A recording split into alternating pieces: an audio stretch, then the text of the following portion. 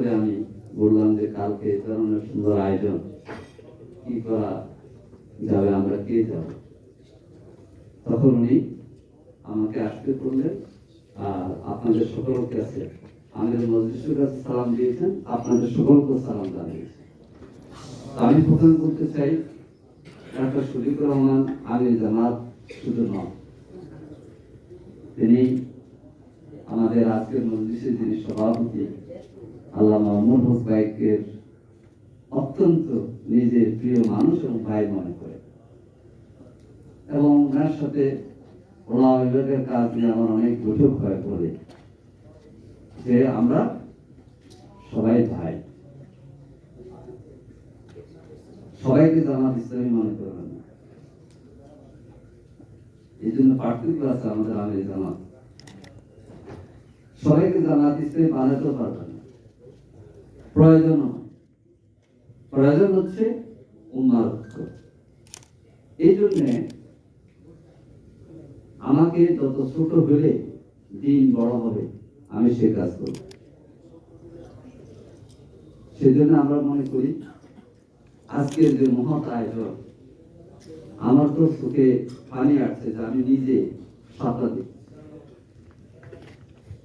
আমি তখন সার্জিকের প্রতিনিধিত্ব করতাম, সেজন্য সার্জির জোটের কৌশল বিষয়ে আমি জানি। ওই দিনের কথা আল্লাহ তাআলা যারা সেদিন জীবন দিয়েছেন, রক্ত দিয়েছেন, শাহাদাত বরণ করেছেন, তাদের শাহাদাতকে কবুল করুন। এই শাহাদাতকে কেন্দ্র করে স্মৃতি সংসদ নামে যে কার্যক্রম গ্রহণ করা হয়েছে, আমরা মনে করি যে আমরা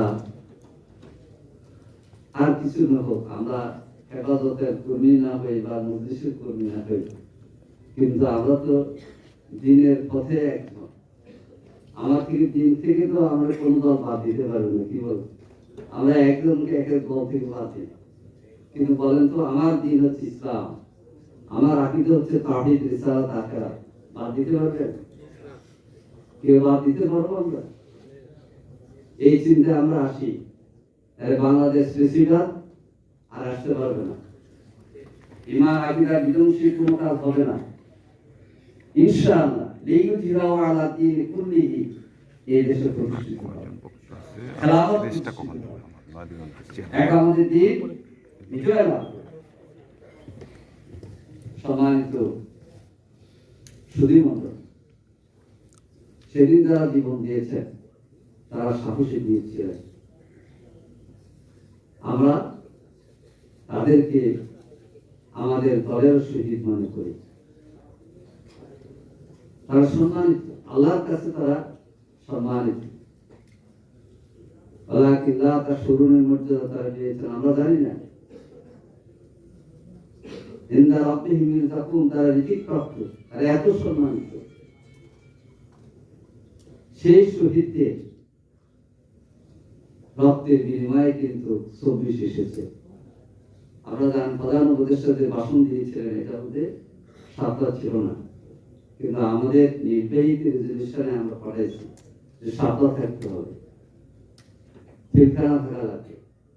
এবারে যে জুলাই সনদ, সেটা আমরা প্রতি পৃষ্ঠা সব লাইন আলোচনা করছি, ওখানে কিন্তু সাতটা আছে আলহামদুলিল্লাহ। তবে থাকতে হবে না, এটাকে আইনি ভিত্তি দিতে হবে, যেটা আমাদের মাননীয় চেয়ারম্যান বলেছেন। আপনারা চান কিনা? সাতটা থেকে 24 সালের 5 আগস্ট পর্যন্ত এই যে অবদান ওলামায়ে কেরামের, তাদের যে অবদান, আজকে চেয়ারম্যান সাহেবের কথা ওনারা কেউ বলবে না, কারণ উনি নিজেরটা নিজে বলতেন না।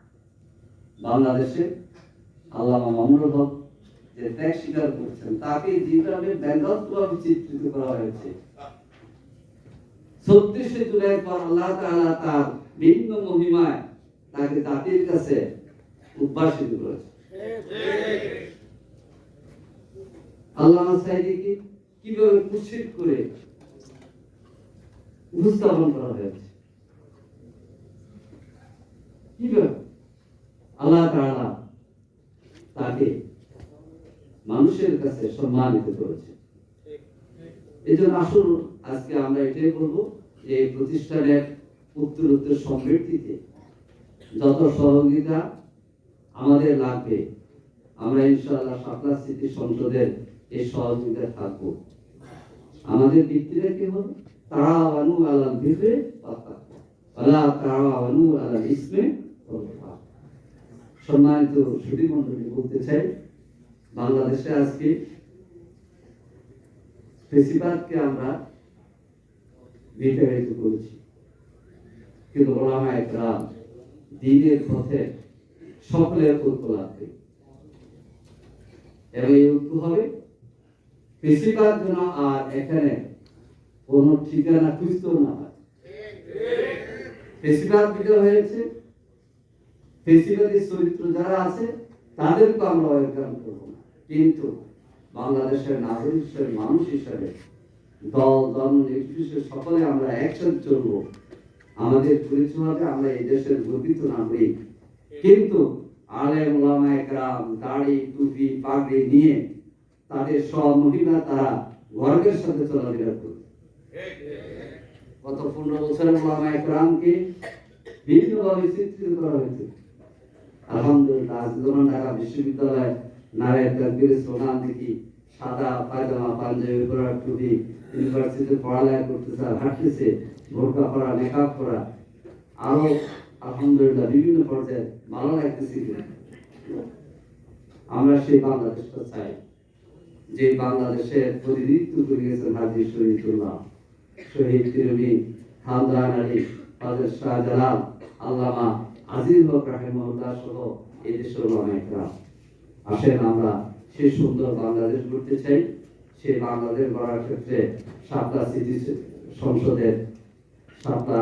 সংসদের ভূমিকা আছে এবং আজকে যে সুন্দর ব্যবস্থা ওনারা গ্রহণ করেছে, এই যে সামান্য আমরা বলবো যে সম্মানিত করা হয়েছে, কিন্তু যাদের দেওয়া হয়েছে তারা সম্মান বোধ করবেন, আরো উৎসাহিত হবে। এইভাবে এটাকে আমরা জাগ্রত রাখার জন্য চেষ্টা করবো।